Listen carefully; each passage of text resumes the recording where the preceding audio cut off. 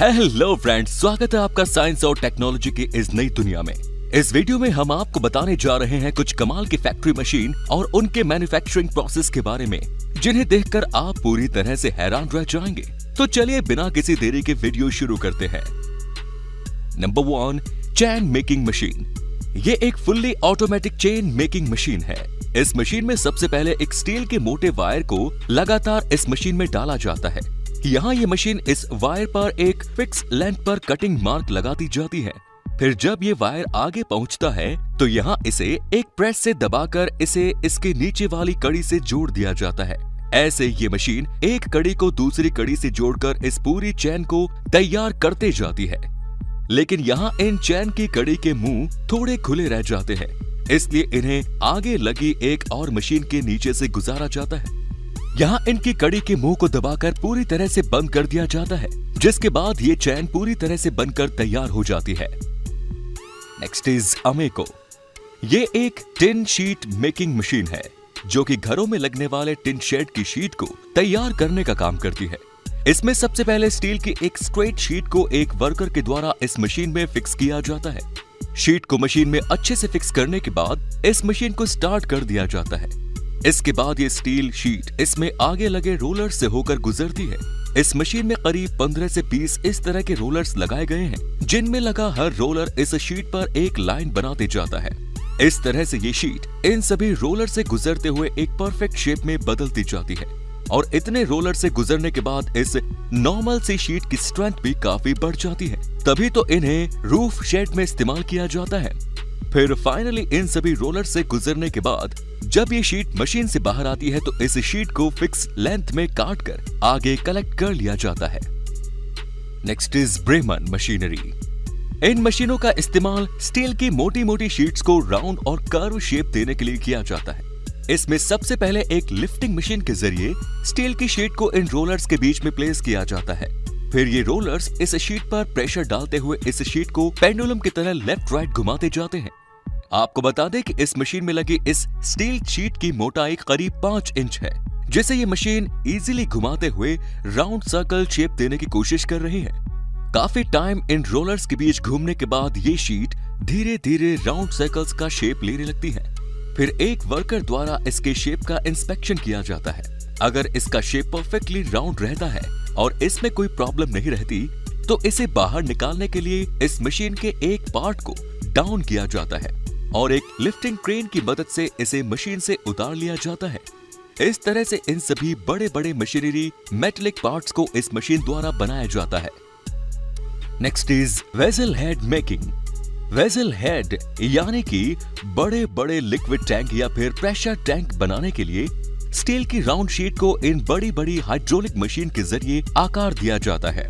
इसमें सबसे पहले एक फ्लैट स्टील की राउंड शीट को एक लिफ्टिंग क्रेन से उठाकर हाइड्रोलिक मशीन के नीचे प्लेस किया जाता है। फिर हाइड्रोलिक प्रेस मशीन के जरिए इस सीट के बीच वाले हिस्से को थोड़ा दबाया जाता है और फिर इसी तरह धीरे धीरे इसके किनारों को भी दबा दबाकर इसे कर्व शेप दे दिया जाता है।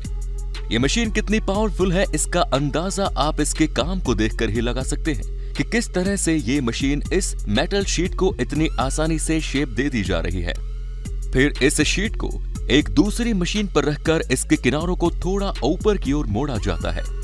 इसके बाद ये वेसल हेड पूरी तरह से बनकर तैयार हो जाता है।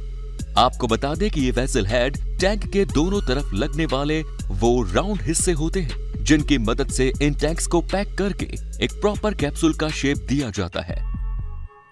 Next is steel wire rope making. Steel wire rope बनाने के लिए सबसे पहले स्टील वायर के रोल लिए जाते हैं। फिर स्टील वायर रोल्स को एक स्पेशल मशीन में फिक्स किया जाता है। इस मशीन में इन वायर के 15 से 20 रोल फिक्स किए जाते हैं। अच्छे से इन रोल्स को इस मशीनरी पर फिक्स करने के बाद इस मशीन का रोटेशन स्टार्ट कर दिया जाता है। यह मशीन इन सभी रोल्स को घुमाते हुए इनके वायर्स को आगे जॉइंट करके एक रोप का शेप देती जाती है। फिर इस रोप को फाइनली फिनिश देकर आगे इसके बड़े बड़े रोल बना लिए जाते हैं। इन स्टील वायर रोप्स की कैपेसिटी और स्ट्रेंथ काफी ज्यादा होती है।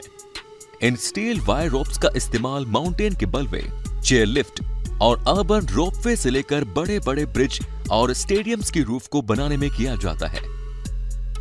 नेक्स्ट इज साम स्प्लाइस। ये एक हाइड्रोलिक मशीन होती है जिसकी मदद से स्टील वायर रोप्स को एक स्लिंग यानी कि एक फंदे में बदला जाता है।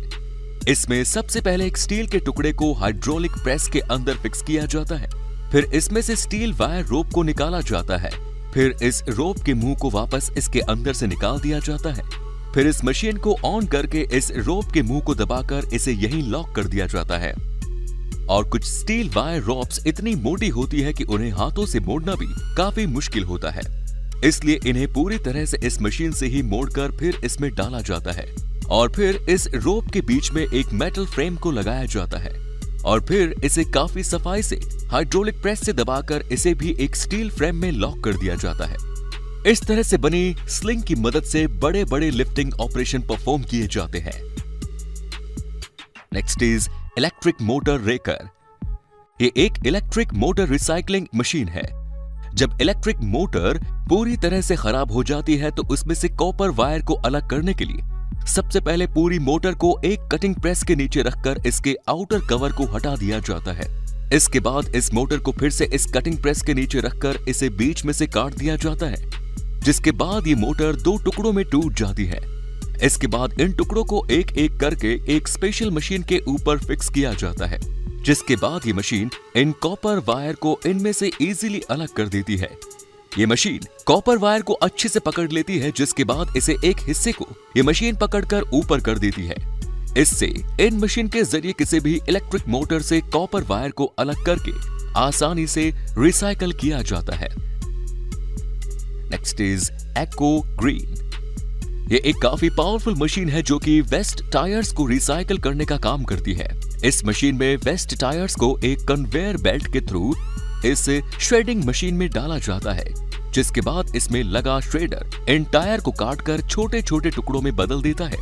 इस मशीन की पावर का अंदाजा आप इसे देखकर ही लगा सकते हैं कि कितनी आसानी से ये मशीन रबर के इन टायर्स को इजीली काटते जा रही है और इनको छोटे छोटे टुकड़ों में बदलते जा रही है।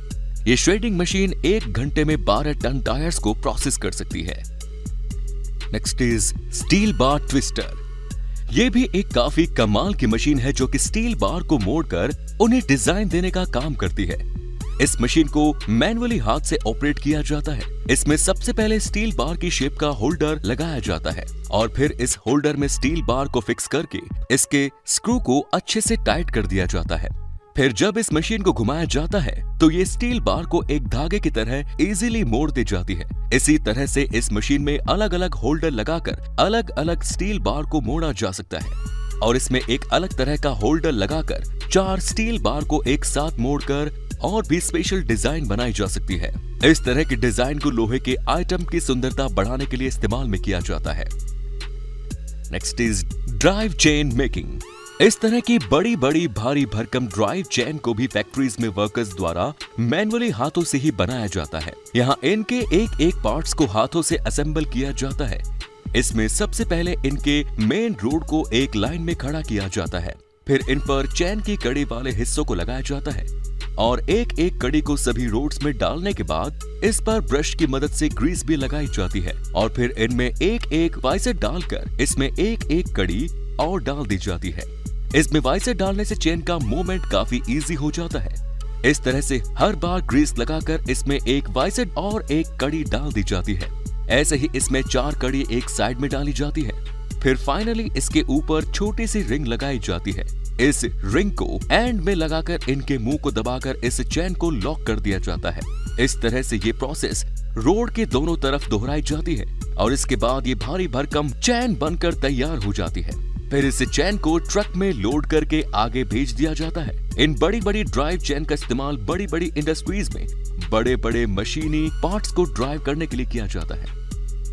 Last is acrylic bending machine. ये एक प्लास्टिक शीट बेंडिंग मशीन है जिसका इस्तेमाल प्लास्टिक शीट्स को बेंड करने के लिए किया जाता है। इस मशीन को इस्तेमाल के लिए इसमें हीटिंग टेम्परेचर को सेट करके इसके हीटिंग गैप को एडजस्ट किया जाता है। फिर इस पर एक प्लास्टिक शीट को रखकर उसे गर्म होने का वेट किया जाता है। इस मशीन में एक एडजस्टेबल एंगल प्लेटफॉर्म भी लगा होता है जिस पर शीट को गर्म होने के बाद एक पर्टिकुलर एंगल पर मोड़ दिया जाता है। इस तरह से इस मशीन की मदद से प्लास्टिक शीट्स को गर्म करके अलग अलग डिजाइन्स और एंगल पर मोड़ा जा सकता है। तो दोस्तों, अगर आपको ये वीडियो पसंद आई तो इसे लाइक और शेयर करना ना भूलें। ऐसे ही इंटरेस्टिंग और नॉलेज से भरे वीडियोस को देखते रहने के लिए चैनल को सब्सक्राइब जरूर करें। धन्यवाद।